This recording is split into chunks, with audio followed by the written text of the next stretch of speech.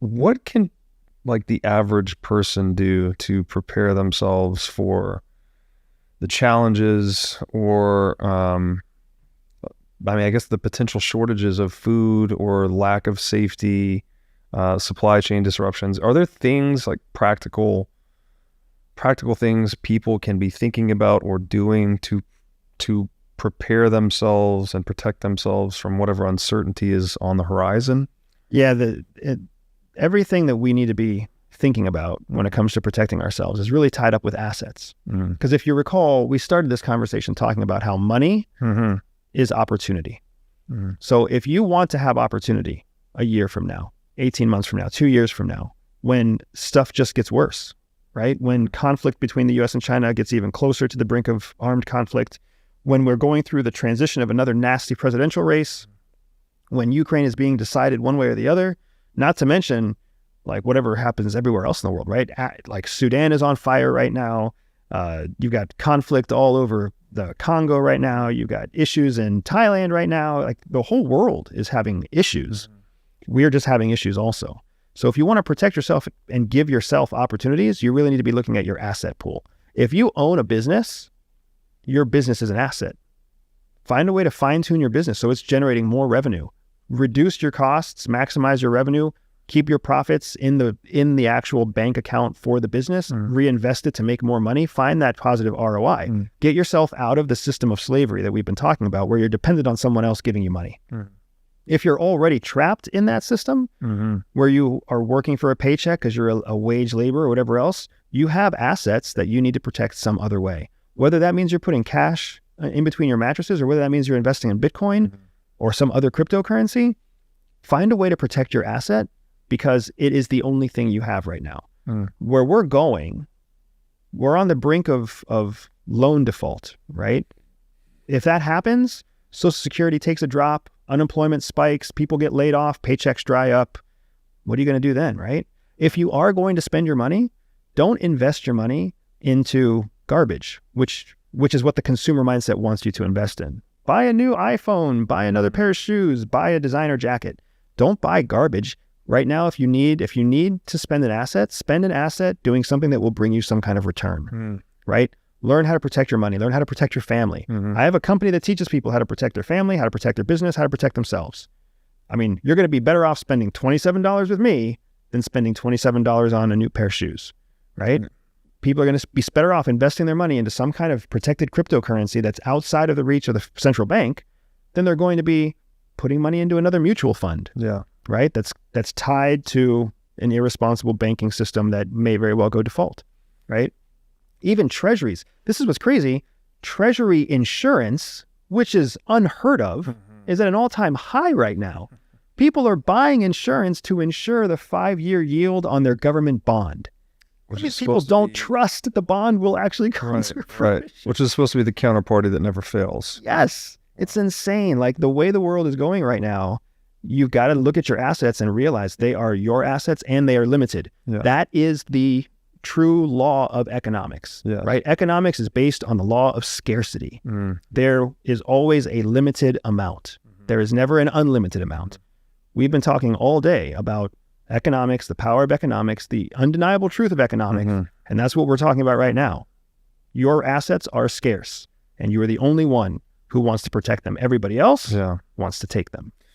Yeah, and so under those conditions, you also want assets that you can fully control, right? Again, bank accounts, well, we take them for granted because they tend to work here in the West, but if you ask the protesters in the Canadian truck convoy, those didn't work.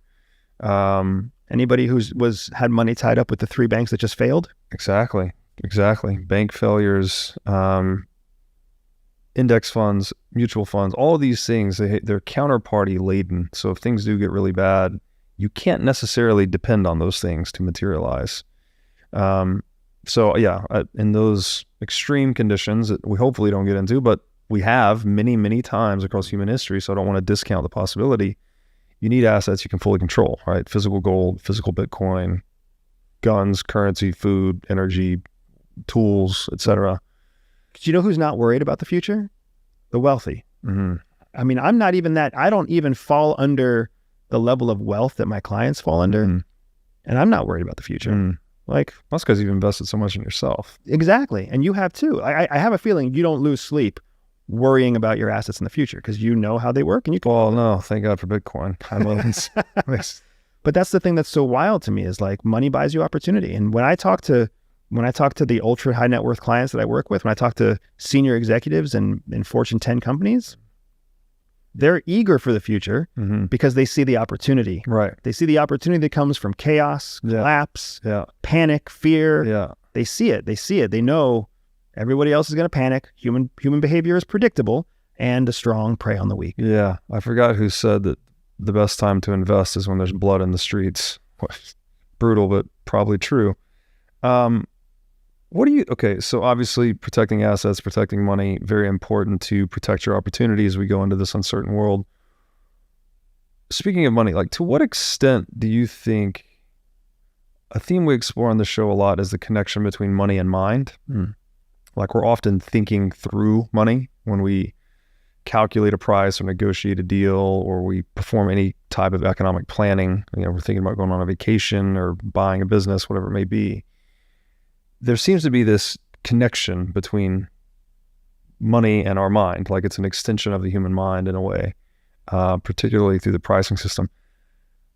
To what extent do you think government monopolization and control over money is used as a proxy for manipulating and controlling the minds of individuals? So when it comes to considering matters of state, one of the things that I often encourage people to think through is something called Hanlon's razor. You've heard of Occam's razor, right? So Hanlon's razor says, never subscribe to conspiracy, that which can be explained through idiocy. Okay.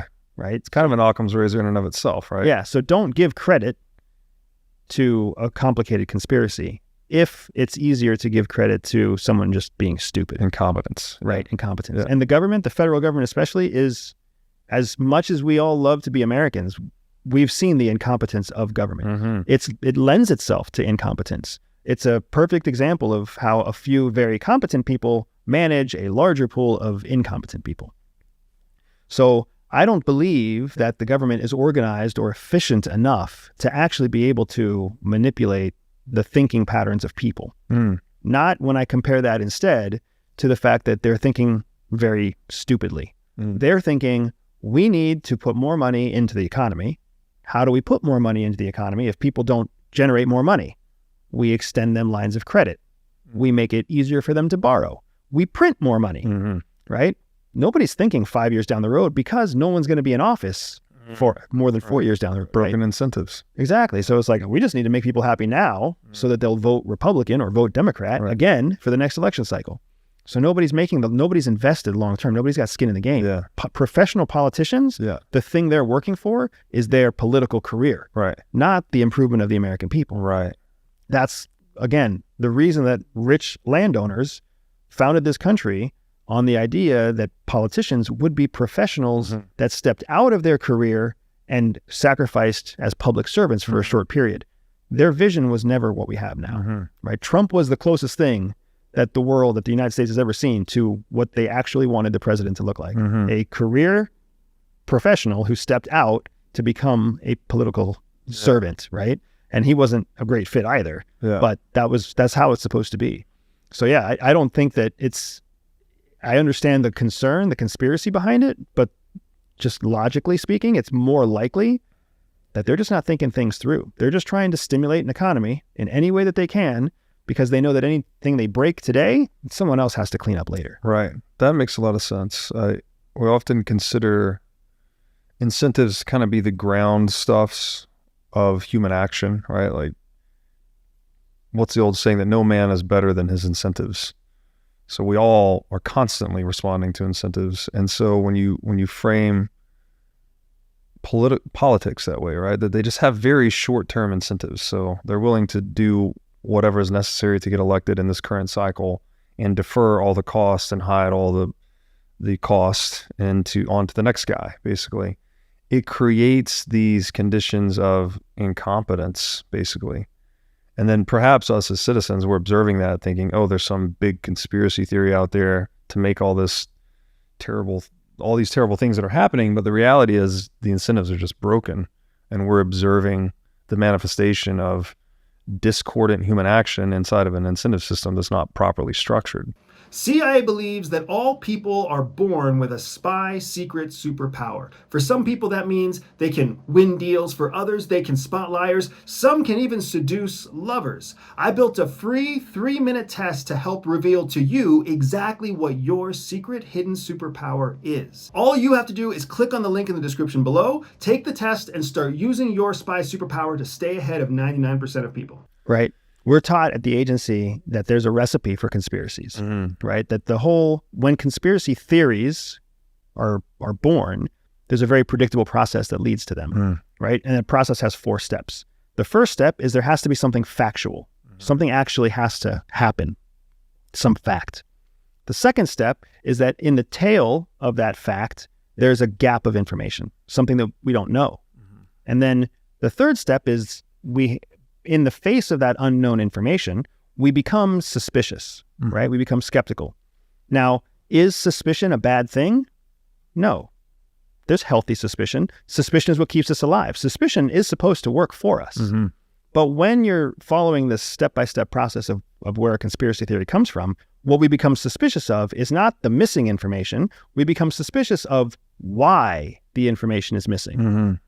Right? So fact-based events, missing information, healthy suspicion, then it leads to this inherent flaw in the human brain where we have to close thought loops. Right. So when we don't have the information we need to close our loop, we create a story. We fill the void. And especially with conspiracy theories, the first person to create a story that closes the loop, that becomes the story that other people adopt, because it's easier to adopt an existing story than it is to come up with your own critical story, right? Your own critical thinking.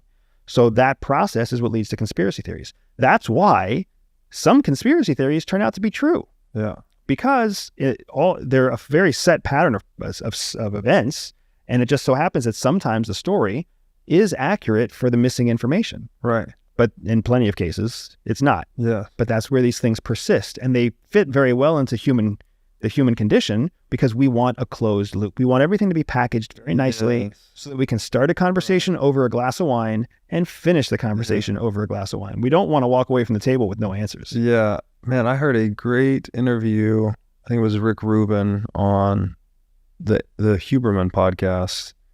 And he was articulating a similar point where it's like, as humans, we're always dealing with incomplete information, like radically incomplete. We just see one thing happen through our 5 senses, and we see another thing happen through our 5 senses, and then we close the gap with story. It's like we have, 0.1% of the total information, and then we just fill in the gap with some narrative. And we need to do that. Like, we need to be able to deal with the complexities of the world. But it definitely seems to open us up to deception, either by others or even by ourselves, self-deception. Are there conspiracy theories? Maybe we'll just go through a few and see if you subscribe to them or not. I mentioned one to you offline that a friend, I guess I won't name him, just a friend shared with me recently in Miami that he was operating under the assumption that nuclear weapons were actually much less devastating than we've been led to believe. And I think you had some views on that. Yeah, I don't know where that is coming from. So I worked with nuclear weapons. I was a nuclear missile officer for the Air Force until 2007 when I was recruited by CIA. So I'll be the first one to admit that the information I have is, just under 20 years old. But when I was in charge of nuclear weapons, they were 100% as devastating as they had been promised to be. If anything, we had found a way to make their devastation even more efficient, right? Concentrate the fireball, change the altitude of the detonation, increase the number of warheads that are on a single delivery vehicle, right? Like they're every bit as devastating as you expect them to be. We've just been spoiled because we haven't been testing them since the 1950s, I think. Yeah. So because we created a treaty where we do not demonstrate the effectiveness of our nuclear weapons anymore, we essentially have 2 generations of people who have been born and have never actually seen a detonated nuclear device. So the devastation of those is confirmed through, if we're not seeing it, what is it? How do you confirm this? So there's a couple of different ways, right? So it's usually done through mathematical models. Okay. So when an engineer or when a nuclear weapons technician creates a weapon, they know what level of purity their uranium is or their plutonium is. They know the size of that plutonium. They know the charge, the shape of the charge. They know the detonating device. They know everything about the weapon. And they can use those to program into models how that weapon will perform based off of what they know about mathematical models previously proven true through our testing process. Gotcha. And that's how we do it here in the U.S. Russia does it very similarly. China does it very similarly. But then you also have the events in North Korea and sometimes in China as well, where they still detonate underground. Yeah. The treaty said that we would not detonate above ground. Oh, okay. So we've absolutely seen in our lifetime detonations happen in underground testing facilities, right? What about the moon landing in the 60s? Did that actually happen, or is that a conspiracy? I believe that is a empty conspiracy, right? Okay. Because are there some strange, almost unbelievable things that we were able to do in the 1960s? Yeah, there are. Yeah. But we also know that we continued to explore space from that time forward.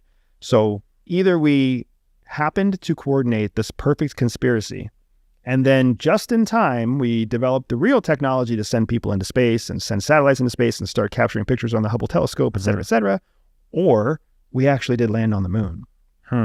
It's very interesting to me, especially when I hear conspiracies like liquid space or flat Earth conspiracies. I've never heard of liquid space. Yeah, there is a conspiracy out there that space is not a vacuum, that space is actually a liquid, and that we've been lied to because nobody's been to space, because they know if they went to space, they would drown, right? So there's some strange, interesting ideas out there, but it all falls into that same recipe that we were talking about, right? There's a gap of information. Yeah. It's whether that gap of information is something that the government has kept from you, or whether that gap of information is something where the information that's been given to you, you just don't accept, right? And I feel like the space landing is a very good example of, there's plenty of proof out there that we landed it in space, right? There's moon rocks, there's footprints that have been taken in images from satellites. Like there's independent corroborative pieces of proof that have either all been constructed in a great grand conspiracy, which according to Hanlon's razor doesn't happen,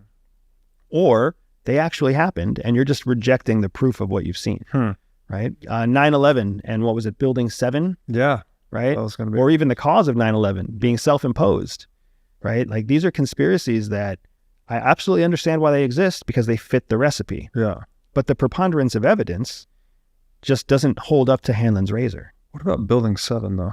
It was 6 blocks away from the destruction, wasn't hit, and then it went down like controlled demolition. What's up with that? I have no idea. I don't know the answers. I don't know the answers. And what I've heard of some of the conspiracies involve CIA hidden buildings or hidden offices, and I don't know if that's true or not. Yeah. I was part of operations that were heavily compartmented. Yeah. So if there was a CIA office in Building 7, it was heavily compartmented. Yeah. So it's not the kind of thing that is going to be available information for anyone to get. Yeah. So I don't know the answer, but I also don't necessarily believe that the conspiracy is correct. Yeah. Is there some strange mystery around it? For me, yes. Yeah. Is that mystery worth my time, effort, energy, and money? Yeah. It definitely feels like we are wired to, like you said, we want to close the loop, I guess, is that feeling. It's like, well, what did happen? And it leaves that feeling of drawing in your attention. I guess I will admit, I'm a bit skeptical on the moon landing in that I saw the one video of the American flag actually waving on the moon. And that just, it's like, okay, that doesn't make any sense. The moon has no atmosphere. There's no wind. Why is the flag waving? Did we put some mechanics in the flag to make it look like it's waving or something? I don't know. That threw me for a bit of a loop with the moon landing. I mean, there's all sorts of stuff. I mean, when I think about the fact that we sense, I agree with you. A flag waving in space doesn't make a lot of sense. Unless it's liquid, I guess. But neither does the idea that we went from nothing to sending 3 men in a shuttle, like in a capsule to the moon and back again, where they walked on the surface, like that's fucking crazy. Yeah. A little bit of flitter and a flag, yes, that's weird. What the fuck? Nobody's questioning like how much insane progress was made during the space race. Well, why haven't we done it since? Why? It's almost like we could never do it, then all of a sudden we did it, and then all of a sudden we never did it again. It's like, well, that's strange. Usually when humans start doing something, we keep doing it, right? Well, I would argue that we have done, like we've sent more people into space. But not to the moon, right? Well, there's no economic benefit in the moon, right? Like the economic benefit of sending people to the moon was essentially a benefit of winning the space race. So it was just a flex, and then we were done flexing. Correct. Because there's nothing to mine on the moon. Right. So, I mean, the first astronaut in space to spacewalk was a cosmonaut. So the Russians beat us to that. Yeah. The Russians beat us to getting a satellite in space. Yeah. Sputnik beat any American satellite, right? Well, after they launched a satellite, they didn't launch another one right away. They moved on to the next challenge. Yeah. Once they had a cosmonaut do a spacewalk, they moved on to the next challenge, right? Look at Red Bull. Red Bull's a fantastic example of this. They do some crazy ass shit, right? A dude jumps off of one airplane and lands in another airplane or whatever else it might be, right? They do this crazy stuff, but they don't do it again. Yeah. Right? Because the profitability of it was just in doing it the first time. Right. Then they're on to the next thing Got to it. prove that they can keep pushing the boundaries. So it's a spectacle initially, and then once you've done it, it's kind of That's where the profitability comes from. Yeah. That's where the ROI is. right. America is more powerful than Russia because we landed on the moon first. Just a flex. And then Russia gave it up once we did it because we won. I mean, yeah, well, because they They ever lost. put anyone on They the had moon? lost a space race. That's a good question. I actually don't know if cosmonauts. I don't know if they did.